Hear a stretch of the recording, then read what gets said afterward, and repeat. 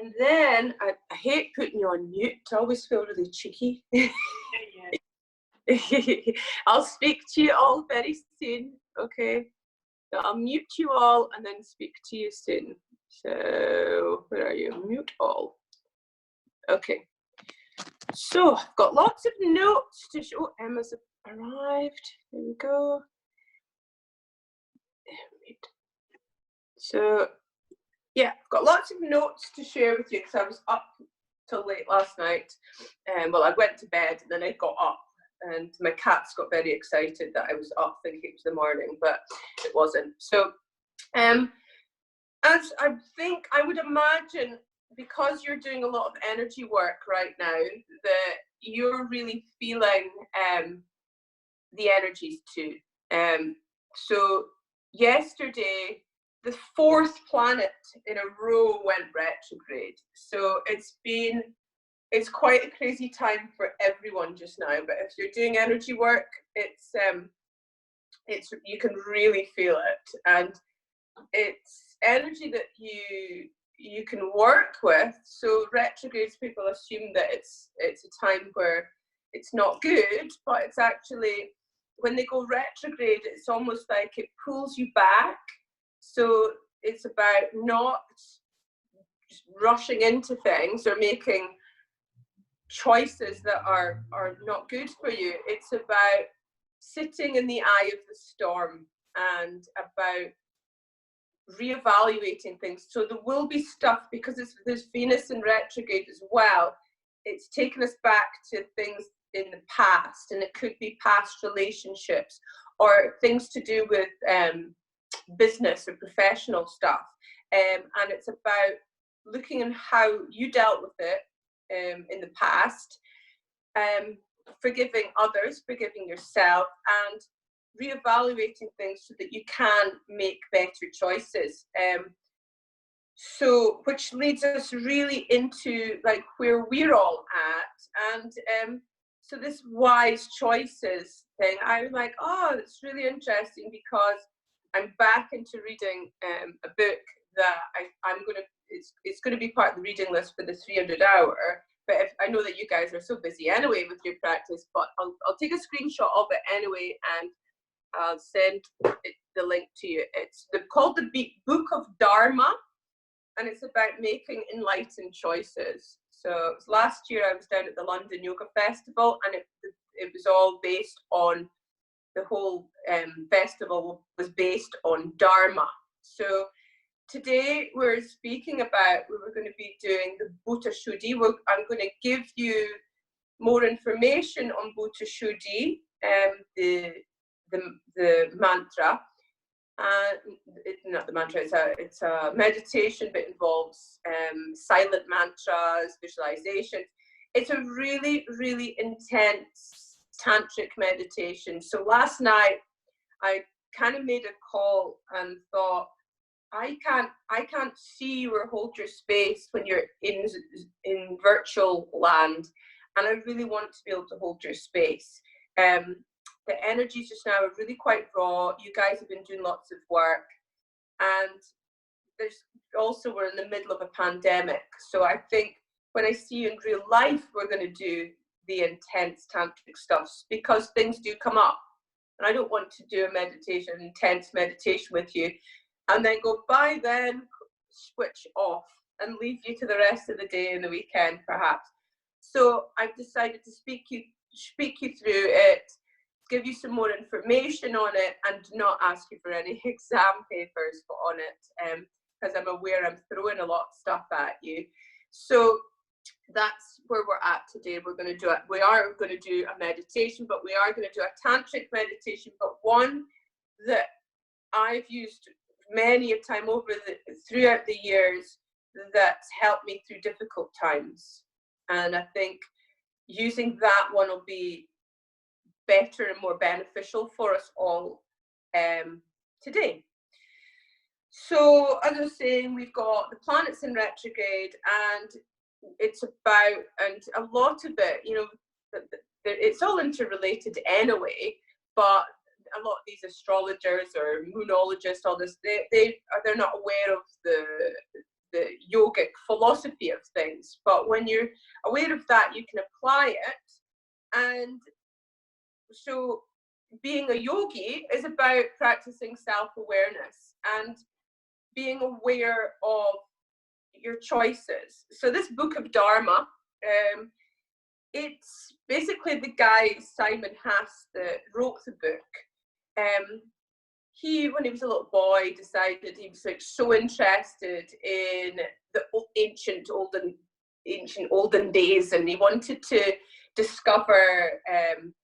He studied archaeology when he was a child, and he really wanted to go in depth with that. And he started studying Sanskrit as well. And the more he started studying Sanskrit, the more he realized that he's trying to search for this external, and it's actually the internal that people aren't really studying so much. So he was a little bit older, he went to live with these monks in India for over 10 years, slept on the floors, did all the practices, had a master, and really, really studied Sanskrit and what Sanskrit really was. And so all the ancient teachings, we've been speaking about the history of yoga and the lineages, and all the ancient texts. So they're almost like coded, so Patanjali's sutras are almost like, it's almost like little codes. They mean more than just that. How Shakespeare, you can, if you're into your English language, Shakespearean language, like one sentence can mean much, much more. And it's the same with the Sanskrit. It's almost difficult and untangible to explain what they really mean, because it's about really feeling it and being in it. And this is what is part of our yoga practice. As I've said time and time before, that you can't learn how to swim by reading a swimming manual. So the Book of Dharma he's tried to, some of the stuff that he's learned and knows from his practices, it's like he's tried to put it into words so that we can apply it in a contemporary world.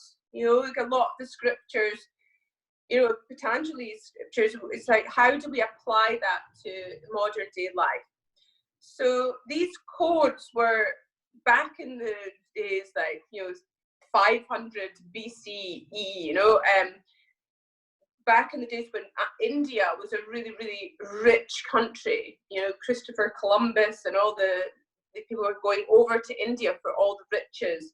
There was all these emperors, and there was people were trying to attack the country and take their riches, but they were taking their riches, but they weren't taking their secrets. So the ancient rishis, they had these rishis that had information that was only spoken through mouth. And this is why the way that yoga used to only be taught through word of mouth.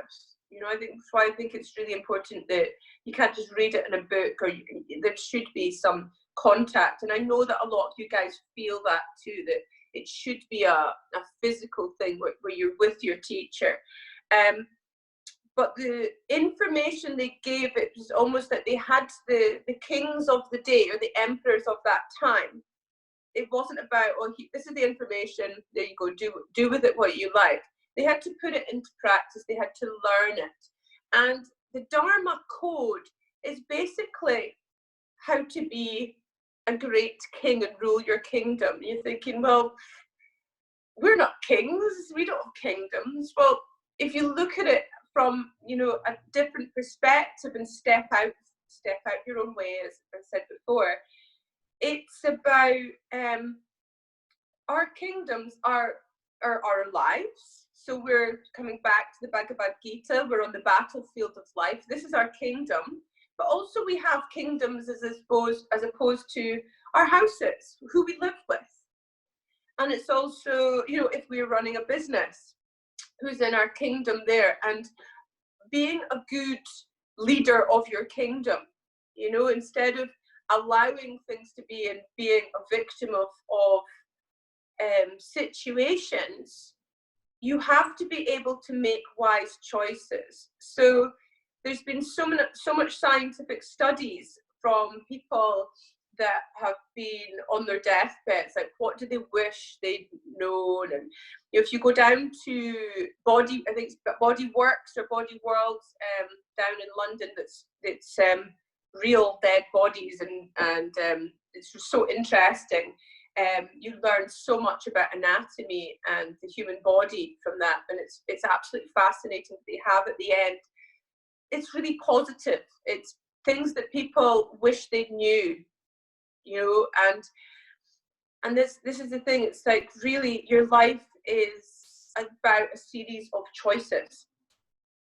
So you're looking back on the choices you made, and whether if everything that happens to you after something, it's through the choices that you've made, whether they've been bad or good. There's karma attached to that. So by being able to sit in the eye of the storm, I know that you guys actually, you have had to make decisions. You've made that choice to be here, and it's a difficult choice because it's a difficult path to take. You're doing online yoga teacher training, which you didn't sign up for. It wasn't what you'd planned for, but you've chosen to stay on that path, and you made that choice. And it wasn't an easy choice, because there's other stuff around you, and there's stuff going on that's been with me, with personally and business-wise, that you can't take. You're not able to react to. You can't take others' actions or lack of actions personally. It's about stepping out of that and sitting with it and choosing to act skillfully. This is the Bhagavad Gita, practicing skill in action. And I know that from looking back for my stuff, we're doing a lot of work on ourselves every day. If you're evolving as a yoga practitioner, I used to choose not to act so many times because it was, I wanted to avoid conflict, but in a sense that sometimes there's no conflict, the conflict is within yourself, and sometimes the difficult decisions you make are to respect yourself as well, or to respect something else. So you sometimes you don't need to act, so that's why you need to sit in the eye of the storm. So performing your Dharma well. So if you've been reading the Bhagavad Gita, Arjuna has to make that choice on the battlefield of life, whether he goes into battle with his cousins or not. And it's a really difficult choice to make. But you need to be able to figure out what your Dharma is, or perform your duties in a skillful manner. And it can sometimes be very difficult and very heavy. So if you're able to make wise choices and come from a non-egoic place, you're able to own your shit. So I'm putting that into layman's terms, so apologies for the swearing there. So practicing skill in action. So this book of Dharma, it changed things for me. If you've read A New Life, Eckhart Tolle's A New World, you'll know yourself that that's allowed you to see things in a different way, and there's almost like no going back. You've opened that key and you can't turn back. It's the same with the Book of Dharma, and because you guys have been studying the 8 limbs, the yamas and the niyamas, this is where you can understand this practice. And I think I wouldn't normally teach the Dharma Code on a 200-hour, because it's quite heavy and deep. But I think the way things are with everyone, and the practices you've been doing, and applying the yoga practices to your life, I really want to share this with you. So this was me last night. I need to share with you guys the Dharma Code. Do with it what you like, but if you don't want to do anything with it, that's fine too. But I think to be a yogi and to be having to hold other people's space, you really have to be able to hold your own space and be in a good space and be dedicated to your practice and to your studies. So again, it leads back to making wise choices. So the Dharma Code, it involves 4 different things, and it's actually really simple. But this is like going right back to like way back, and this is what the ancient rishis have been practicing and studying, and it goes deeper than this, but this is me simplifying it. But it's a really good way for, if you're wanting to, if you need to make a decision, it allows you to sit and allow you to make that wiser choice. Okay, so it involves 4 different things, and I sometimes do it, if I had my whiteboard, it doesn't look so good on the Zoom thing, so it just like music doesn't come across, and I apologize for your rubbish Shavasana last time I saw you. So I normally do it like a cross, and I'll put one of the words on each end of the line. And so I normally put ahimsa on the top. And as you know, ahimsa means non-violence. But it also, I used to I studied the scriptures, and the Patanjali Sutras and the 8 limbs a long time ago, and I used to look at ahimsa as, you've just got to be really nice to people, and don't say no to people, say yes to everything, and put everyone before you. But are you really practicing ahimsa? You've got to practice self-respect too. If someone's not respecting you, it's okay to say no. Okay, which is interesting in the fact that, oh my God, he's peering over the fence. So it's okay to say no, and it's interesting because the moon today is a Pisces moon, so it's actually very like emotional and watery, but it's about being able to, one of the things about the themes of today's moon is it's okay to say no. Yeah, so it's okay to stand in your own power, because if you know that you're making the wise choice, so you're attaching it to the other 3. So ahimsa isn't by sometimes being negative and saying no, you're actually helping the other person. And you're helping yourself, because you're respecting yourself, and others will respect you. So it's been that's one for me, being brought up in a violent environment. Ahimsa, I'm not an angry person, and I struggle with finding anger.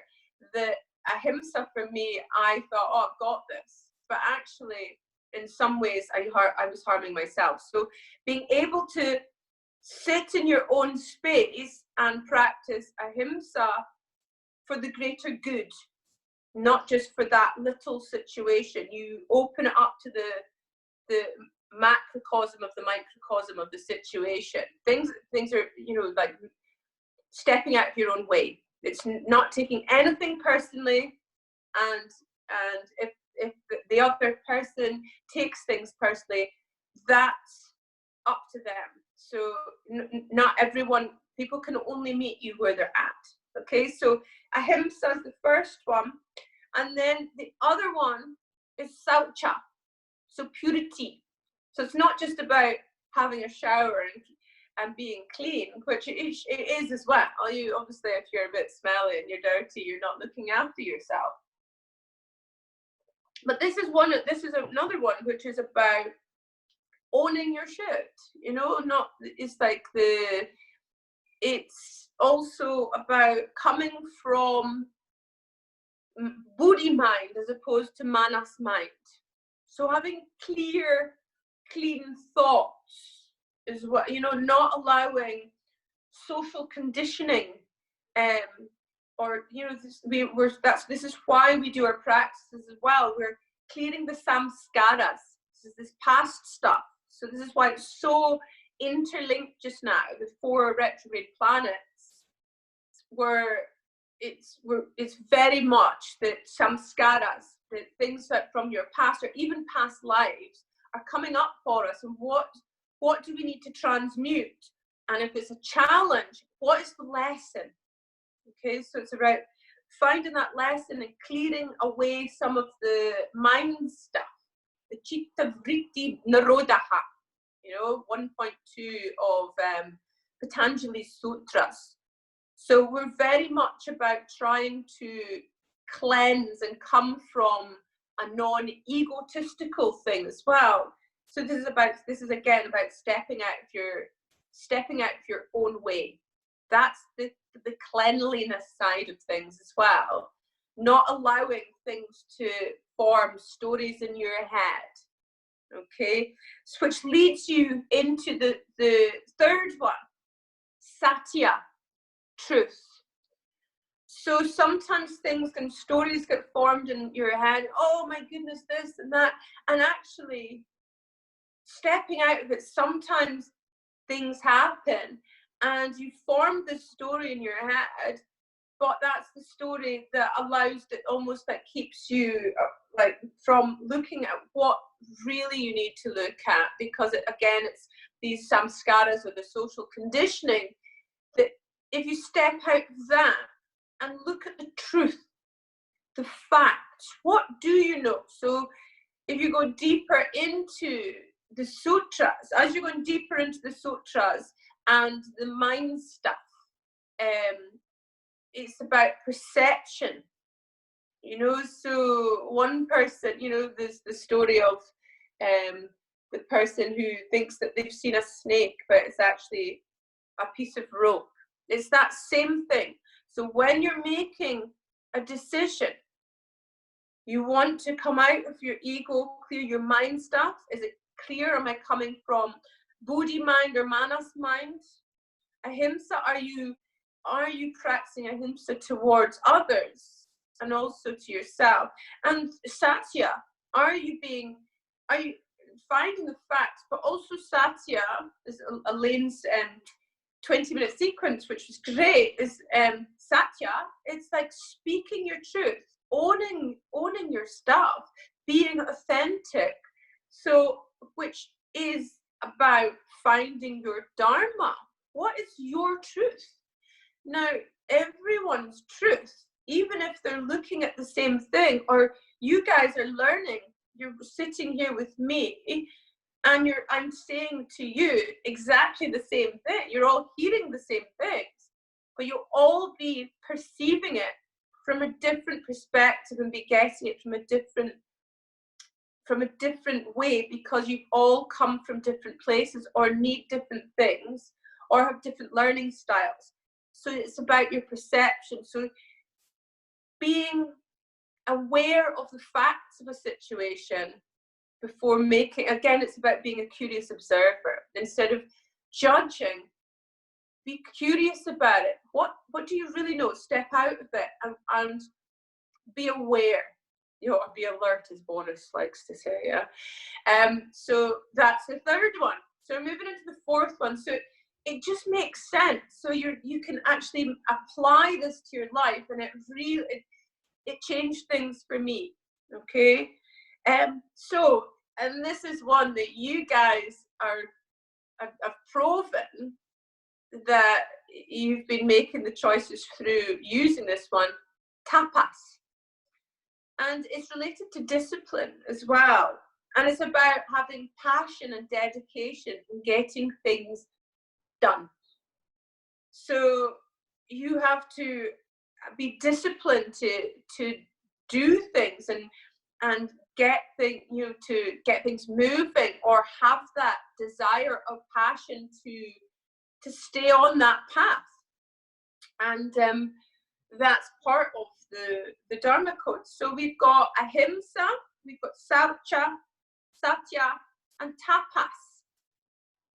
So it goes far deeper than that, but this is meant to be a meditation and pranayama session. But I really felt it was important. I really wanted to share it with you today. So from a tantric perspective, the tantrics are saying to be successful or to be successful, and this isn't about a business related thing, this is about success in life. I remember my dad phoning me going, oh, you're a waste of space, all you are is a yoga teacher, you don't earn any money, your brother's so successful. And it was very much, my brother works offshore, but his life choices are a little bit naughty, but because he earns money, my dad perceived him as being successful. And I came off the phone and I remember feeling a bit sad, and then I thought, success to me isn't measured by how much money you earn. It's really about it's the choices you make, but it's the people's lives that you've touched, that you've made a difference. And even sometimes if you've made a difference, that sometimes they feel at the time that it's not the right decision, or you've harmed them when you haven't really. They've had to make changes that will change their life in another way. So sometimes people that at the time in your life, and this is, looking at others, or other things in my life too, sometimes the people that were challenging in your life, that aren't in your life anymore, were part of your lesson, were part of your Akashic record. So to be successful in your life, so to touch people's lives, or to achieve your Dharma, this is where we're trying to strive and search for what is our Dharma, where are we? It involves three things, and you look back perhaps on school, you always had, they had the brainiest person in school. Did they go on to become, the world's top scientists? Well, a lot of the time, no, they didn't. They went on and didn't really achieve what you all thought they were going to. And the people who'd been quiet were just, average students that did their thing. Some of them have gone on and been very successful, or some who maybe were, in my days, because I'm an old person, we were put into top, middle, and bottom. And, and some of the bottom people have gone on and flourished because they've accessed these three things. So it doesn't just take talent or intellect to be successful. Just because you're talented or intellectual, that doesn't mean, or that automatically you're going to flourish, because you need two other things. The second one, you need to have this tapas, this burning desire. You need to have passion or desire for that. You need to really want it and be disciplined to get there. And this leads you to the third part, which is about working hard towards it. So you can't be passionate about something, be good at it, and then not do anything about it, because you're not going to get to where you need to be or want to be. So you get people who work really hard wondering, why am I not getting anywhere in my life? They're working hard, they're passionate about working hard, but they're not harnessing what their talents or what they're at. So these three things, according to the ancient tantrics, are another thing of being successful. And success isn't measured by the amount of money you earn.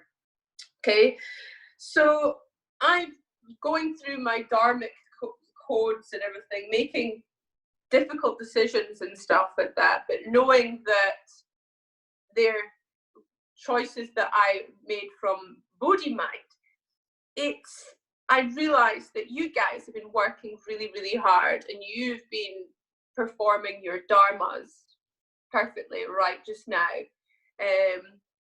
That everything's quite intense, and I'm supposed to be in India next week. I'm doing more teacher trainings, and I was feeling a bit about that. And then I've decided, I spoke to the place, and I've lost my flights, but I'm getting to do the intense training from home, so online stuff, which isn't the same.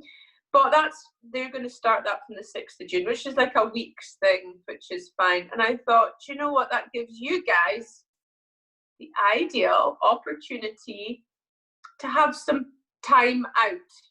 You know, obviously you still want you to do your 1 week online reviews and do your daily practices, but you don't have to put up with me doing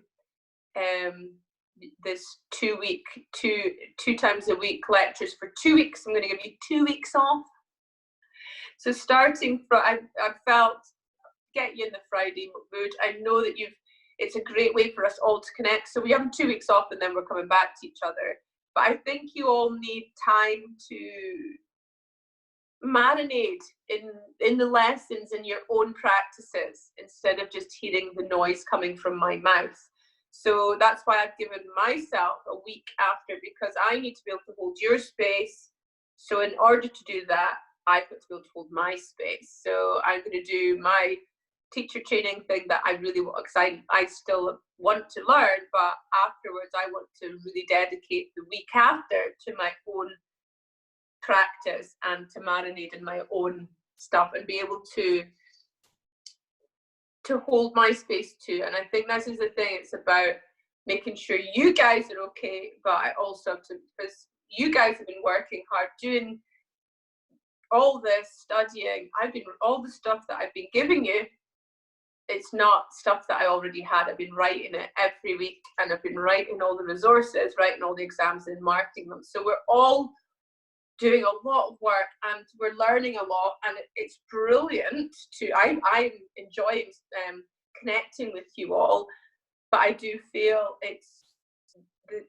there's something needs to give, and you signed up to do this teacher training, to do a full weekend every month, and now all of a sudden it's like, whoa, every week, which is, I think, it's allowing me to hold your space that bit better, because I can't see in real life.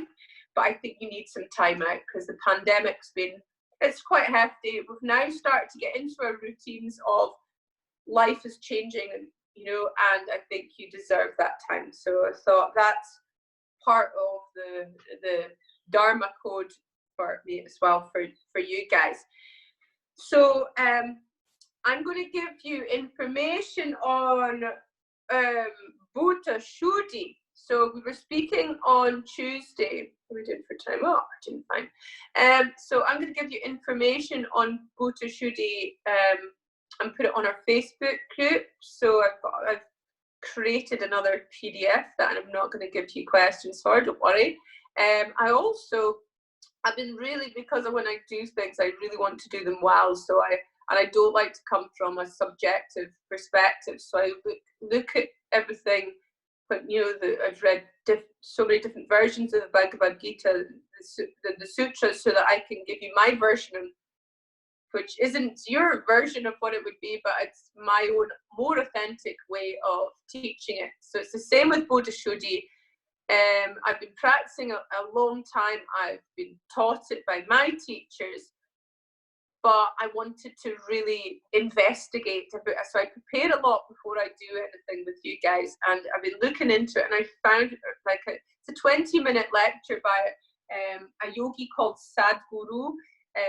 He's quite a cheery Indian fellow, but he explains Bhuta Shuddhi in a way that I think can be applied to the way that you've been learning through almost like the tantric hatha practices.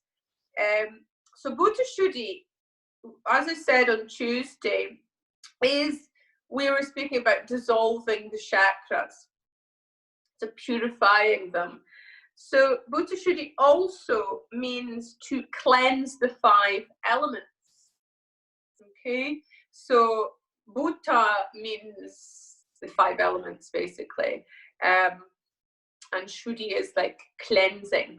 Okay, so we were speaking as well about, I'm going to create a table for you. I like to be a bit of a nerd. I'm going to create a table for you today and send you that with what we discussed about the chakras and the elements and the sounds. And we'll do a meditation that involves the silent mantra and the sounds. And as you know from previous lectures, that the silent mantra is far more powerful than the spoken mantra. So we're going to do a little bit of that today.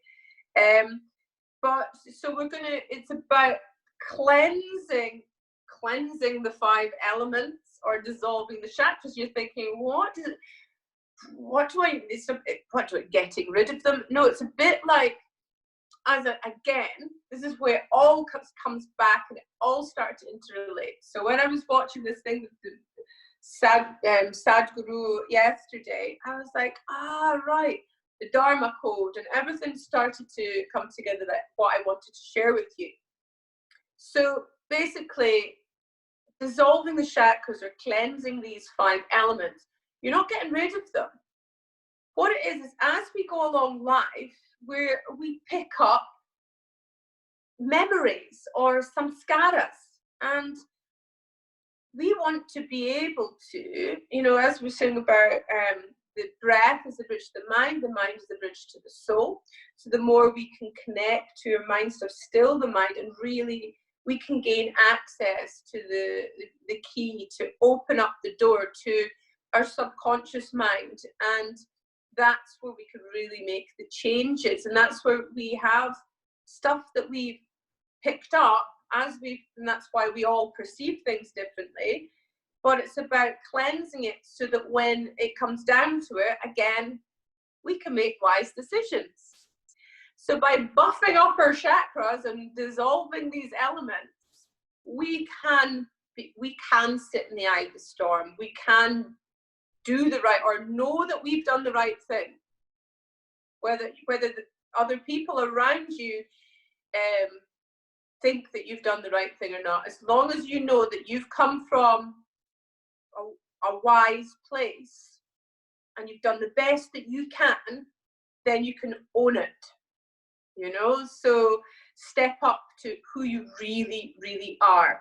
Okay, so Bodhishuddhi is one of these things that if you do practice it, I don't practice it daily, it's a really intense one. I practice the Gayatri mantra daily. I've been doing that since the lockdown, and I notice a difference with that. And we're doing the Gayatri mantra next week.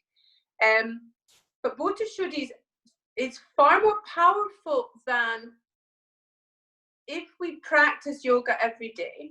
We're moving along our path and we're evolving. But if we stop practicing, eventually we go back into our busy head ways and we stop meditating, our heads would get busy again. It's the same with, you clean your house, you've got small children, once you clean your house and then everyone else around you makes a mess. It's the same with doing your practice, but with Bodhishuddhi, as you're doing it,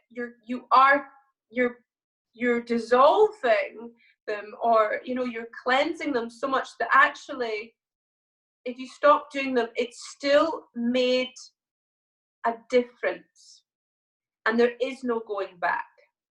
So it's the same with some of the stuff, when you're reading Eckhart Tolle's book, sometimes you've opened the keys to something and you'll never see things the same again. So it's the same with Bodhishuddhi. Okay, so I'm going to give you that handout on it, and we will practice it together, but I'd rather see you in real life because it's really intense. But from the 5 element side of things, if you look at it, we're about 70%, don't quote me on the percentages here, I'm rubbish at maths, okay? So we're about 70% water, we're about maybe 10% earth, maybe 8% air, and the rest is fire. So we're mostly water.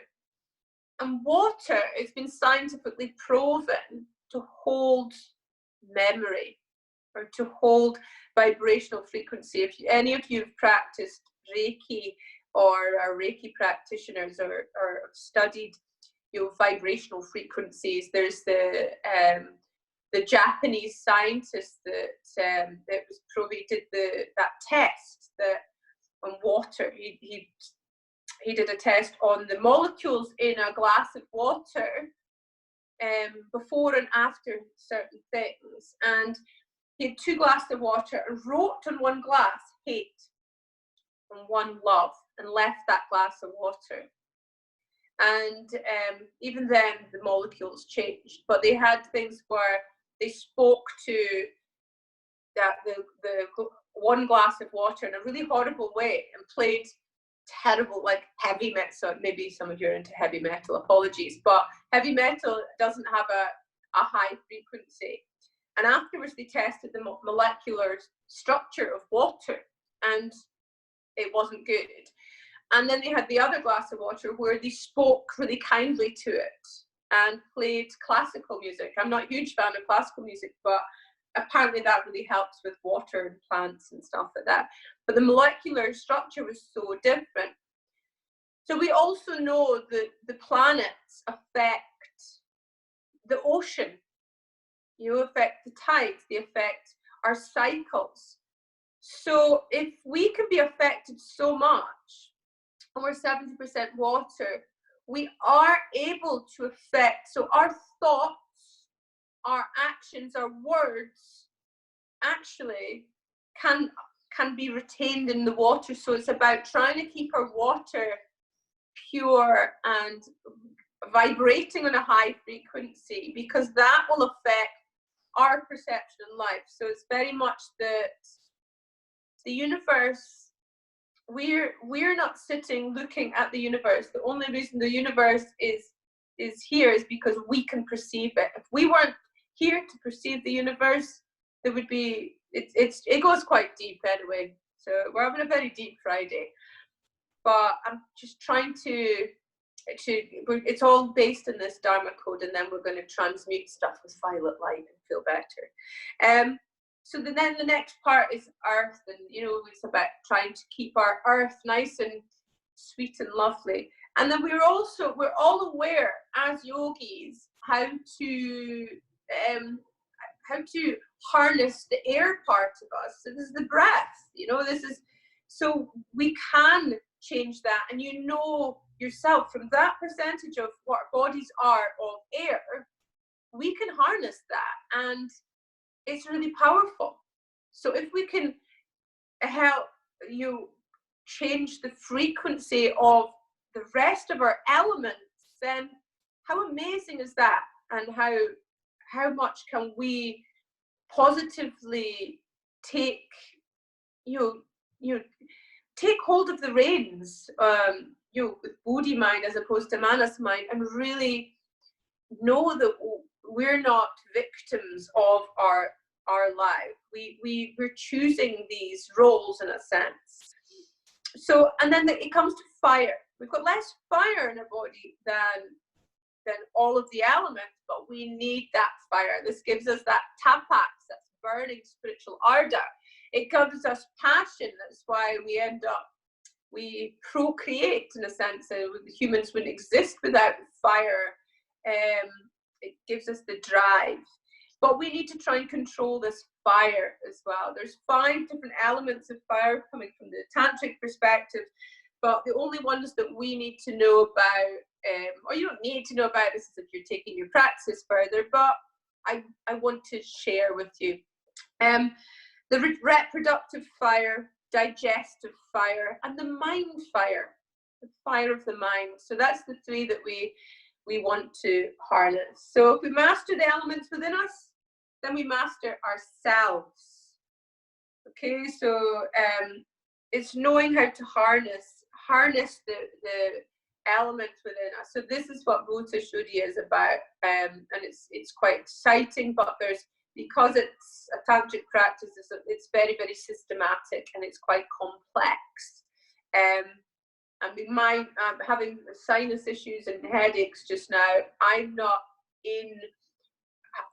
don't have the proper clarity of thought to be able to really hold it and teach it right now either. So I decided to make that choice today too.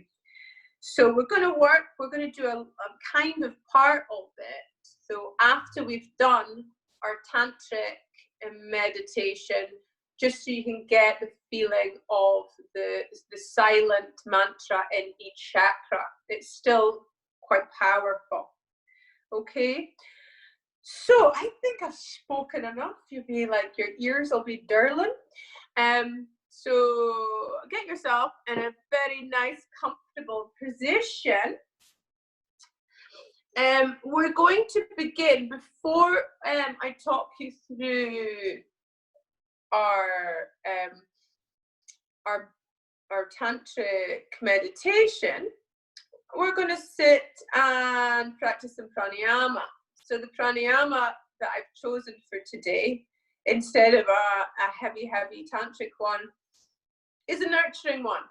It's all about the nurturing today, and unfortunately we're not able, I think it sounds better, it feels better if we're doing it together, but we're doing it together on an energetic level. So we're going to do Brahmari breath, and Brahmari breath over Zoom when we're all muted is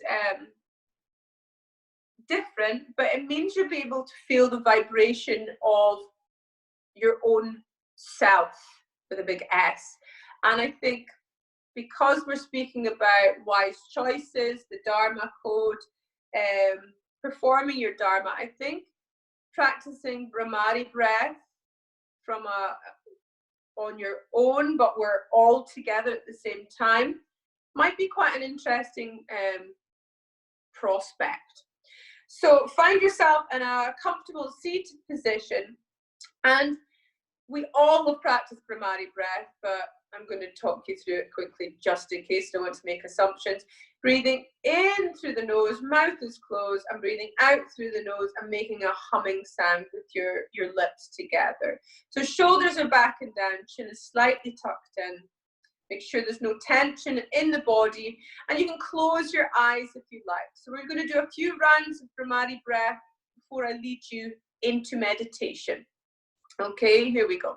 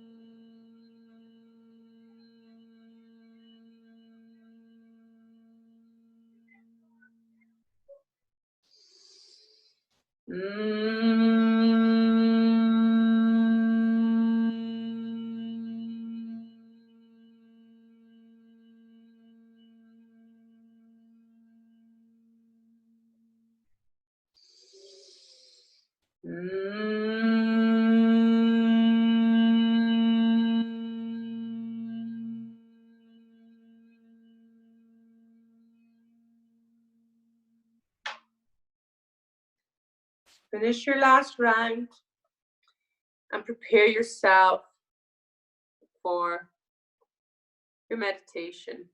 So keeping the eyes closed. If you need to make any last adjustments, your seated position. So this meditation ennobles you with fearlessness, and it fills you with the freedom to follow your heart's call, knowing that a part of you is always safe and standing on the motionless foundation of eternity. So come into a seated, comfortable seated position, close your eyes, and become aware of the space occupied by your body.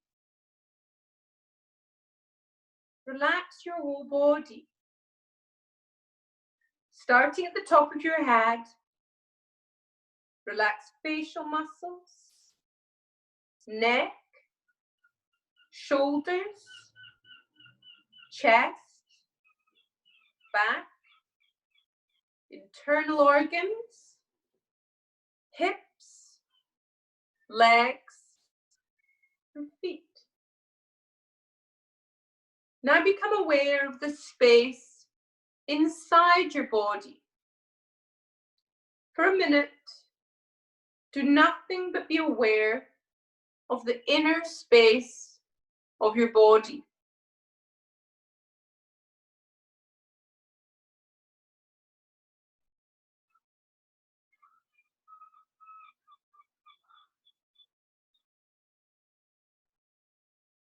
So once your body settles, become aware of your breath.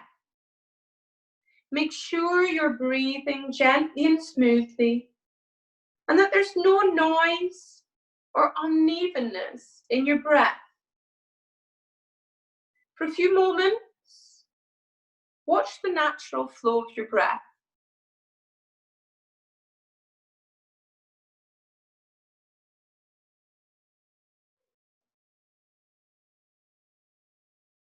So once your mind settles in the breath,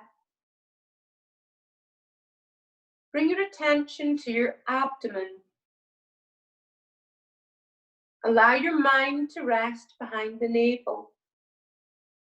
Feel any and all thought, worry, concerns, distress, and distractions centered here.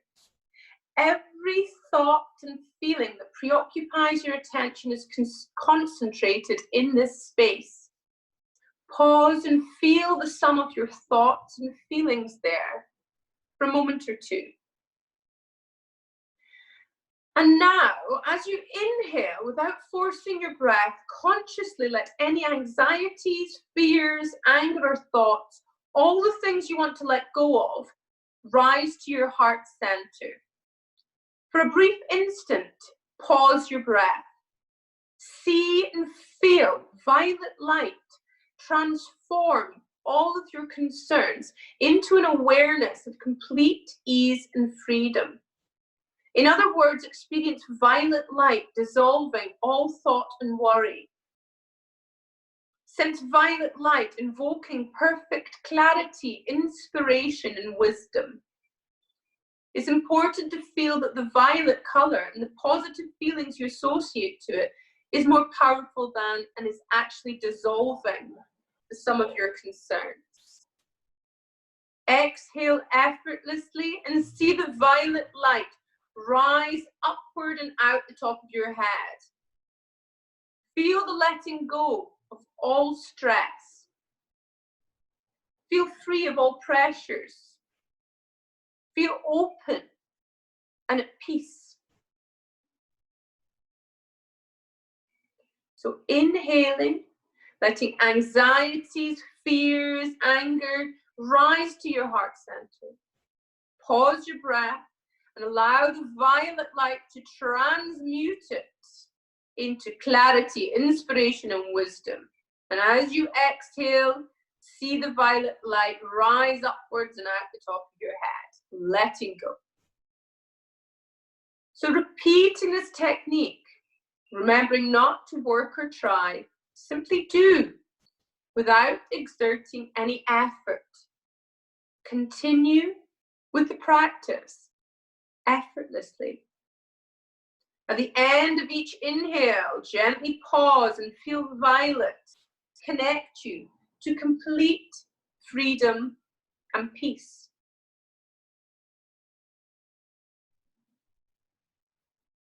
The more effortless you become, the more completely you will be absorbed in a growing sense of stillness and clarity. The more you will feel one with the violet light and the presence of freedom and lasting peace. With each cycle, feel yourself becoming more detached from all worries, fears, and doubts.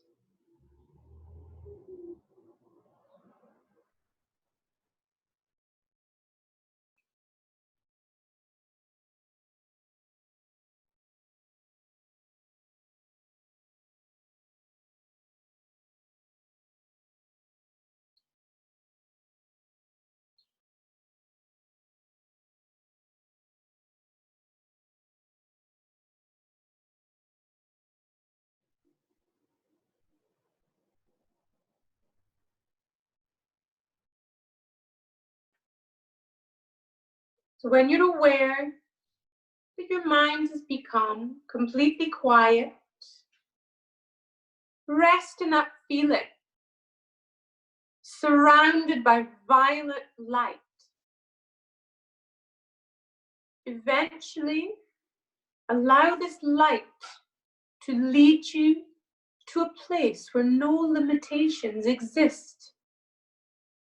Feel boundless and absorbed into the infinite, a place of absolute peace and joy.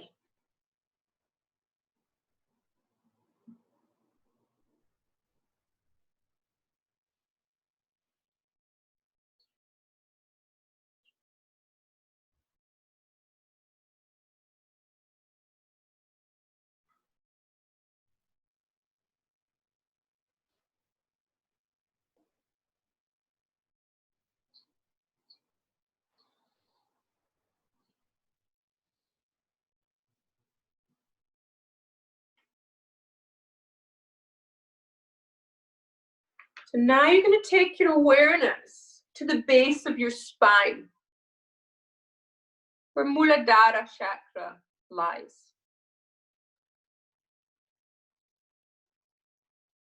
You're going to say the silent mantra to yourself, Lam.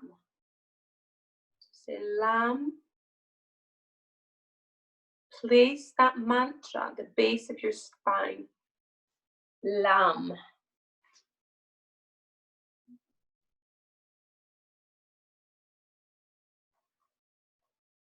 Try to feel the mantra as opposed to think it.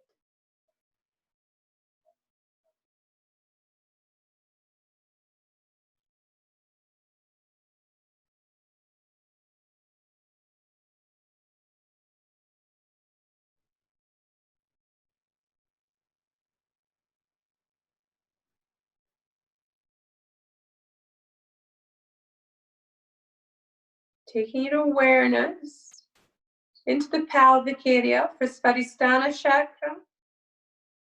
And you're going to feel the mantra, VAM, V-A-M, VAM. Feel that mantra reverberate throughout the whole of the pelvic region.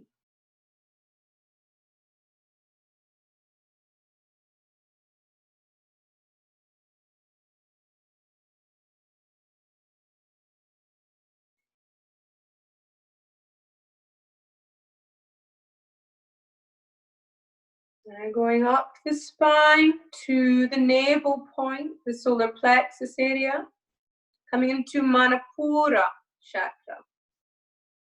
The mantra you're feeling at this chakra is Ram, Ram.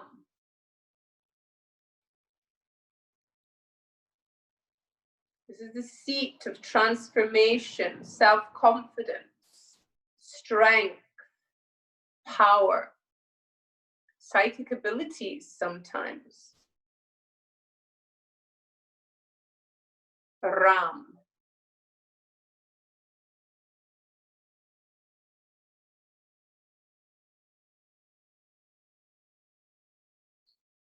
Moving up into your heart area, Anahata Chakra.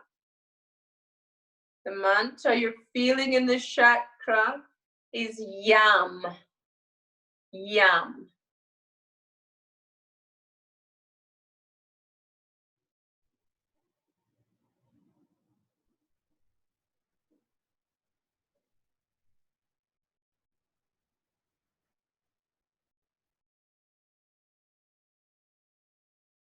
Continuing upwards to Vishuddha Chakra and the throat area. The mantra for your throat area is Ham.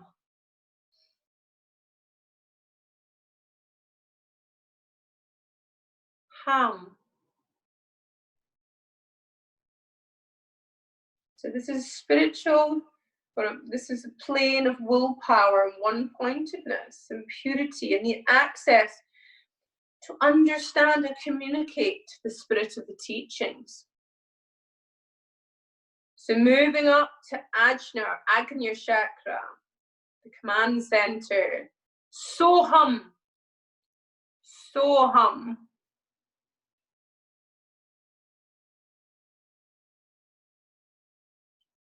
It's about spiritual vision, self-mastery. It's the pranic control center. It's about seeing the good in all things. Soham.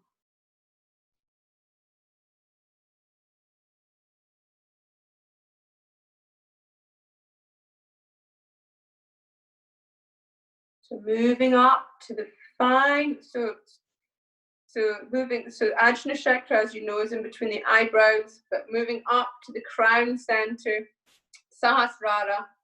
So it's the space between the brain and the skull. And the mantra for this is Om. Om. So feel Om in your crown chakra.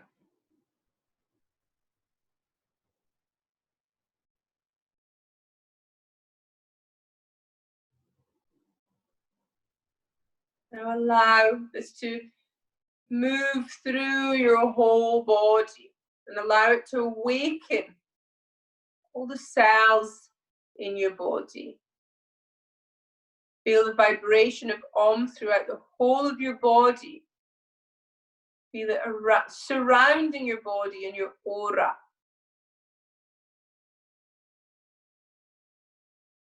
Om.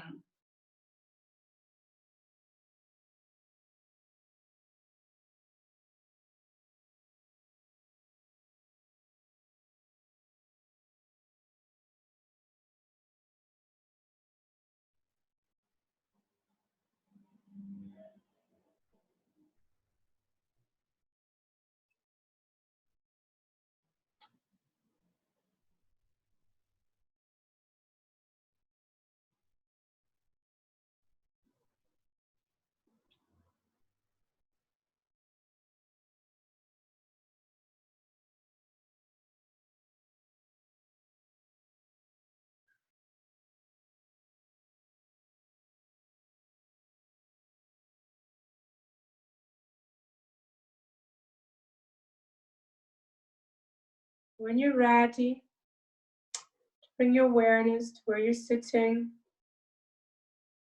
You can listen to the sounds outside the room, inside the room. Feel the sensations on your skin. Come back to your breath. Your next exhale, you can drop the chin down. Rub your hands together, warming up your palms. Place your hands over your eyes. You can slowly look up and slowly allow your hands to come away from your face. Okay, I'm going to unmute you.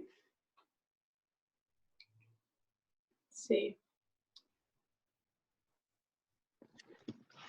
Hey, how are you feeling, guys? Good. Yeah. It's quite a powerful meditation.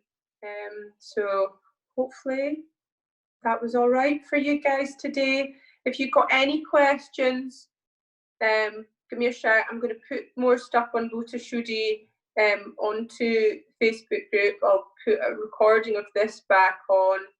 I think that's Louisa, what's the 2 weeks that we won't have lectures?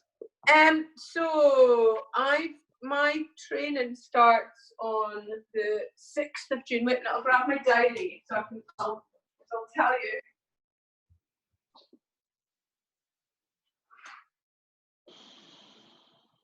Let's see. I know it's weird using a diary. You know, you have a diary for 2020 and we partly needed to use it, have we? Okay, so I begin it on the 6th. So, or we would have, so we've got, today is the, what's the day? Okay. Today's the 15th. So we'll have the week of the 18th, the week of the 25th, and we've got the week of, so that's been, so in 3, so you've got 3 more weeks, unless you want to give it,